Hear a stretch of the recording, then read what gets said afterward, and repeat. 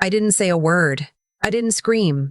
I didn't even cry. I just stood there in the hallway, looking at my 9-year-old son's face, and felt something cold settle into my chest.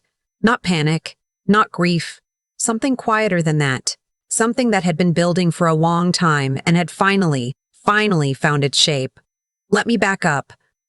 My name is Sarah. I'm 32 years old.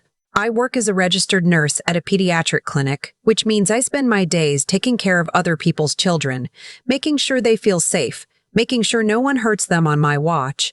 I'm good at my job. I notice things. Small things. A bruise in the wrong place. A child who flinches when an adult raises their hand too fast. A kid who goes quiet in a way that isn't normal quiet. I noticed all of those things at work. It took me almost a year to notice them at home. My son's name is Connor. He has his father's dark hair and my green eyes, and this laugh that fills up every room he walks into. He's the kind of kid who still wants to hold your hand in the parking lot even though he thinks he's too old for it, and then pretends he just tripped and grabbed you by accident. He's 9. He's funny and stubborn and kind, and he is the best thing I have ever done with my life. My husband's name is Mark. We've been married for 6 years. He's a good man, patient, steady, the kind of person who shows up.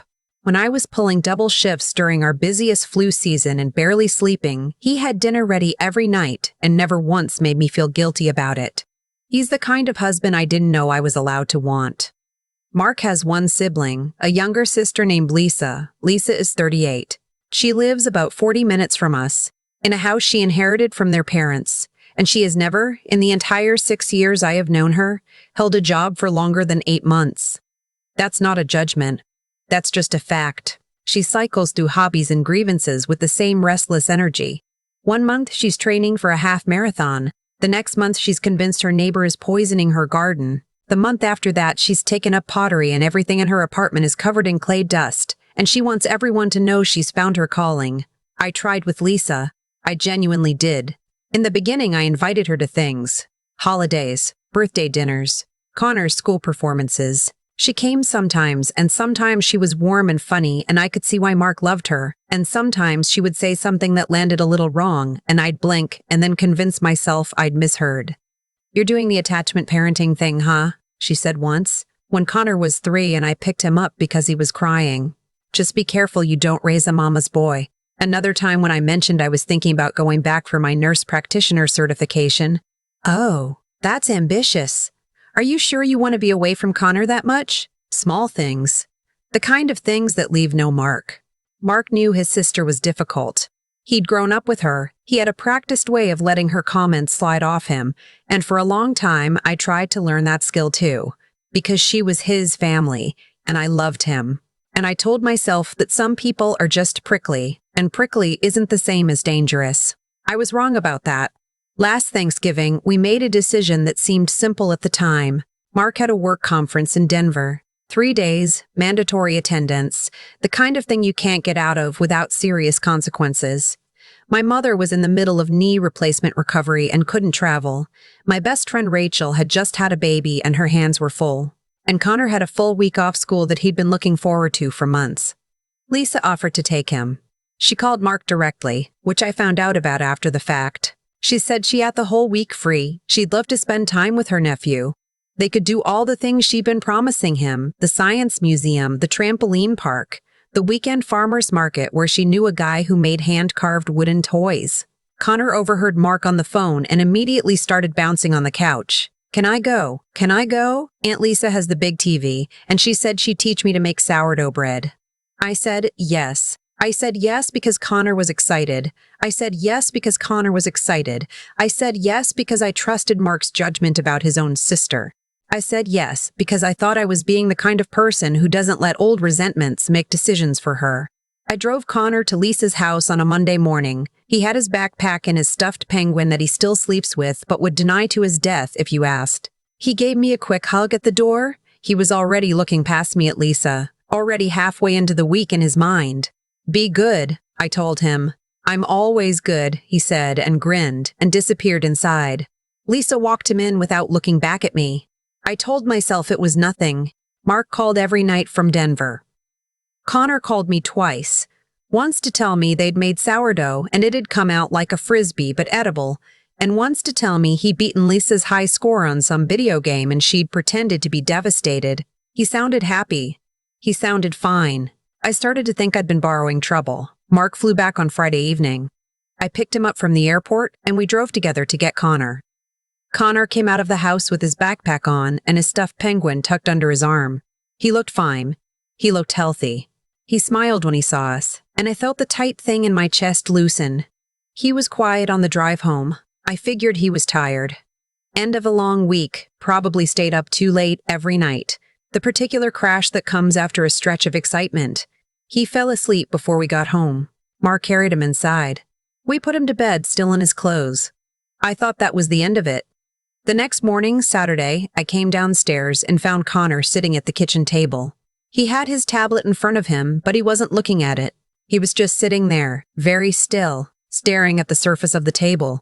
Connor does not sit still. It's not in his nature. "Hey, bud," I said. "You want some eggs?" He shrugged. One shoulder, didn't look up. I got out the eggs. I started the pan. I kept the conversation light, asked him what his favorite part of the week was, mentioned that I wanted to hear about the science museum. He gave me one-word answers. "Yeah, fine. Okay." I turned off the burner. I sat down across from him. "Connor," I said down across from him. "Connor," I said, "look at me." He looked up. His eyes were tired and a little red at the rims. Did something happen at Aunt Lisa's? He shook his head fast. Too fast. "You can tell me if something happened." He picked at the edge of his tablet case. Didn't answer. I waited. With kids, you have to wait.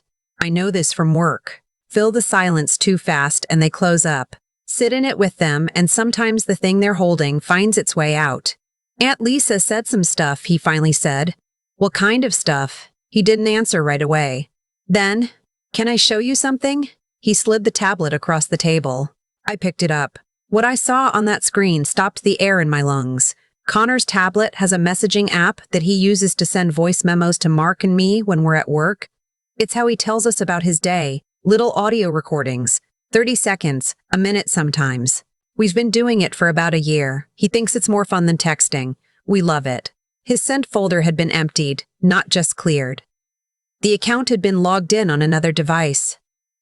There was a login notification I'd never seen before, and in the conversation thread between Connor and me, the one full of voice memos and silly photos and good morning messages, there were gaps, whole stretches of days where messages had been deleted.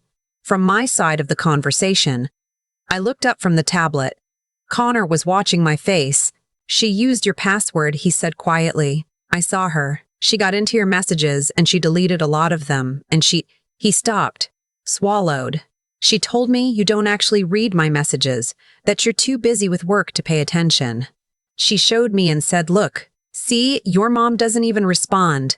My hands went very still on the tablet. "She said that." He nodded.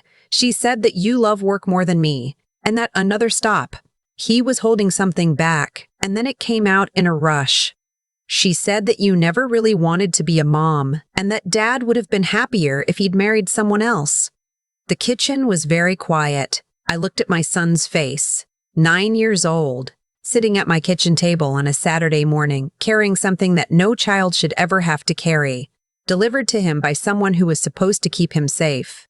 I put the tablet down on the table. I did not cry. I said, "Connor, I need you to know something and I need you to hear it clearly. I wanted you more than I have ever wanted anything. Do you understand? You were not an accident. You were not a burden. You were wanted and planned and prayed for, and every single message you have ever sent me, I have listened to, sometimes twice, because I don't want to miss anything." His face crumpled. Just for a second. Then he pulled it back together the way kids do when they're trying very hard to be brave. "She sounded so sure," he said. "I know," I said. "That's what makes it so hard."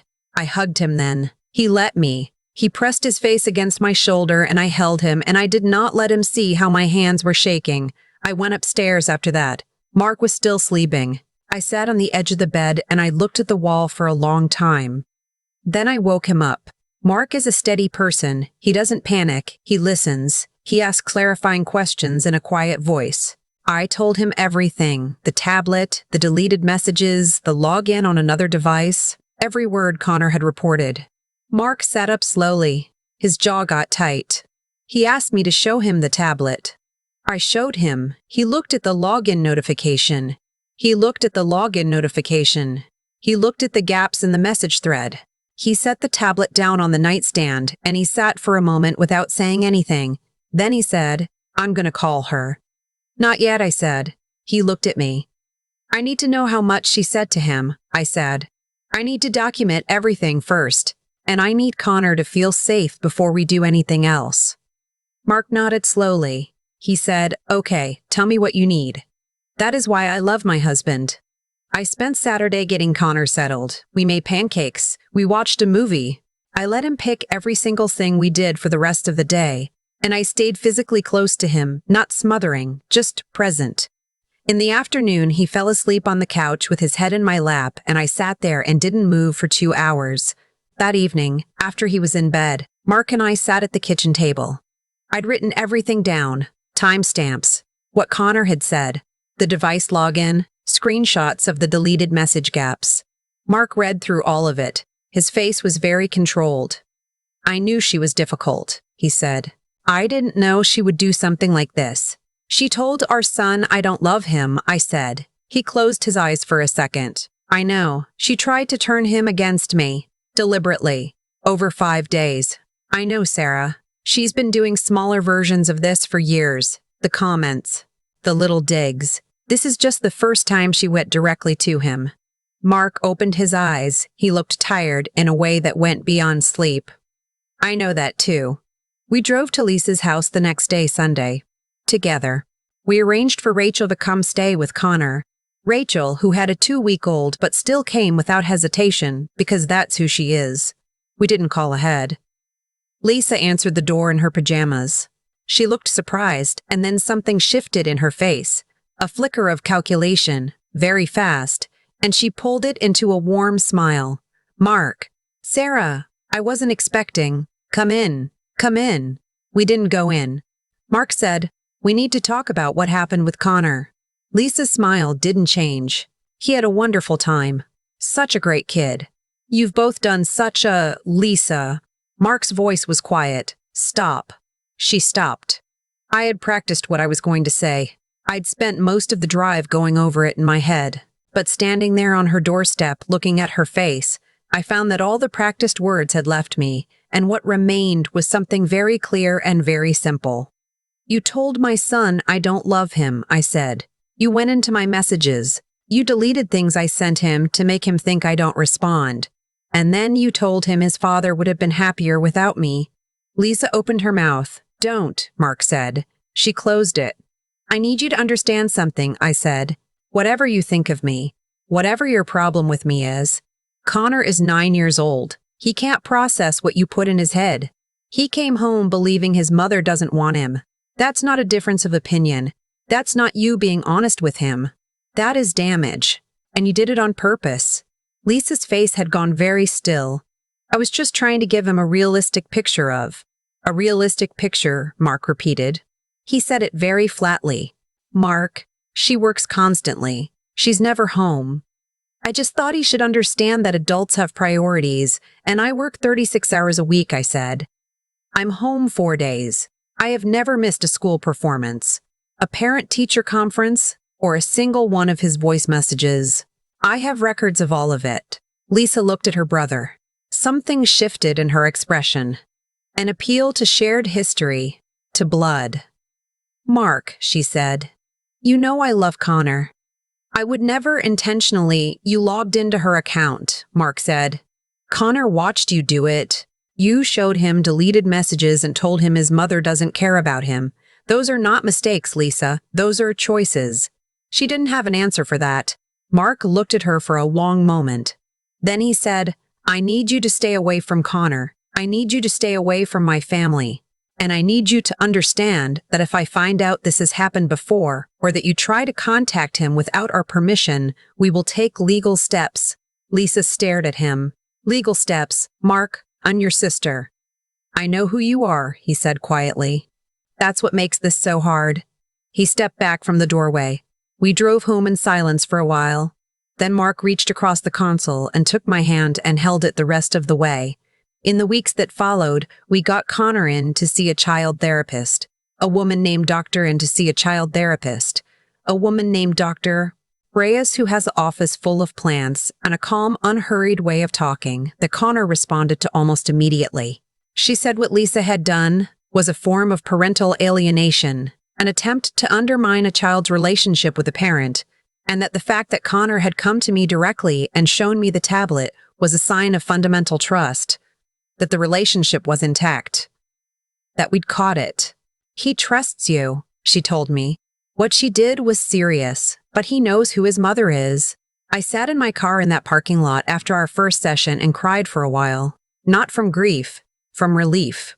From the specific, overwhelming gratitude of finding out that the thing you were most afraid was broken is actually still whole. Connor still sees Dr. Reyes twice a month. He's doing well. Last week, he sent me 4 voice memos in one afternoon. One about a bug he found in the backyard. One asking if we could get a dog. One that was just him doing a recap of a YouTube video he thought I would find funny. And one that was just him saying, "Hi Mom, I'm bored, love you. Bye." I listened to all of them twice. Lisa sent Mark an email about a month after that Sunday. It was long. It explained a lot of things. Her childhood, her relationship with their parents, ways she felt overlooked and undervalued, reasons she had developed certain habits of thought. Some of it was probably true. Some of it was probably also designed to explain away what she'd done without actually reckoning with it. Mark read it. He replied with 2 sentences. I hear that you've been carrying a lot. What you did to Connor and to Sarah doesn't become smaller because of that. He hasn't heard back. We don't know if that relationship is permanently over. Mark grieves it. I have watched him grieve it quietly, the way he does everything, steadily, without drama. He doesn't regret what he said on that doorstep. He told me so. Some things you can't look away from, he said, even when you love the person. I think about that a lot. I think about the version of me that would have talked myself out of what I saw on that tablet. The version that would have thought, she's family, I must be misreading this, I don't want to cause conflict. That version existed. She's not that far away. But I'm a pediatric nurse, and the first thing you learn in pediatrics is that children tell you the truth when they trust you enough to do it. Connor sat down at that kitchen table and showed me that tablet because somewhere in him, under whatever doubt she'd planted, he trusted me to believe him. I was not going to be a person who made him regret that. That is the whole story. That is all of it. If you are watching this and you have a child in your life who has been told something by an adult that made them doubt your love, please go to them. Today. Don't wait for more evidence. Don't wait for a better moment. Go find them and sit with them and let them show you what they're carrying. And if someone in your family is doing what Lisa did, slowly, quietly, in small comments and sideways moments, please don't wait as long as I did to call it what it is. It has a name, it causes real damage, and the children in the middle of it deserve better. Thank you for watching. If this story moved you, please share it with someone who needs to hear it. And if you've been through something like this, leave a comment below. I read every single one. I've thought a lot about what made Lisa do what she did. Not to excuse it. Nothing excuses telling a 9-year-old that his mother doesn't love him. But I've thought about it because I think understanding how something happens is the only way to make sure it doesn't happen again. Lisa spent years feeling overlooked. She watched her brother build a life, a marriage, a child, a home full of noise and warmth, and somewhere in that watching, resentment took root. Not because Mark did anything wrong, not because I did anything wrong, but because resentment doesn't need a reason. It just needs a crack to grow through. And the crack she found was Connor. What she didn't understand, what people who do this never seem to understand, is that children are not weapons. They are not leverage. They are not the right place to put your pain. When you hand your unresolved grief to a child and ask them to carry it, you don't lighten your own load. You just damage someone who had nothing to do with how you got hurt. The actions Lisa chose, logging into my account, deleting my messages, sitting across from my son and systematically dismantling his trust in me, those choices produced a specific result. Not the one she wanted. Connor didn't pull away from me. He came to me. He sat down at the kitchen table and slid that tablet across and asked me to look. Because the relationship she was trying to destroy was stronger than she calculated, and the damage she caused landed not on me, but on herself. That is how consequences work, not as punishment handed down from somewhere above, simply as the natural result of what we choose to do. She chose to undermine. The outcome was that she lost access to the child she claimed to love. I think about the kind of person I want Connor to grow into, and it always comes back to three things. I want him to be honest, not just when it's easy, but when it costs him something. I want him to be wise enough to recognize when someone is trying to manipulate him, and grounded enough in his own sense of reality that the manipulation doesn't stick. And I want him to have the kind of quiet courage that lets him walk toward the hard thing instead of away from it. The way he walked toward me that Saturday morning, tablet in hand, even though part of him must have been afraid of what I would do with what he showed me. He was brave. He was 9 years old, and he was brave. I think about the version of me that almost didn't act, that almost told herself it was complicated, it was family, it would blow over. That version had been making that choice for years, every time Lisa said something small and cutting and I let it pass. The pattern only ended when I decided that protecting my son mattered more than keeping the peace. If there is anything I want you to take from this story, it is that. The peace you keep by staying silent is not real peace. It is just delayed damage. And the people who get hurt most by that delay are always the ones who deserved protection the earliest. Connor is doing well. He sends me voice memos every day. He is learning that what someone tells you about yourself and what is actually true are not always the same thing, and that the people who love you will show you, consistently, over time, exactly who they are. So will the people who don't.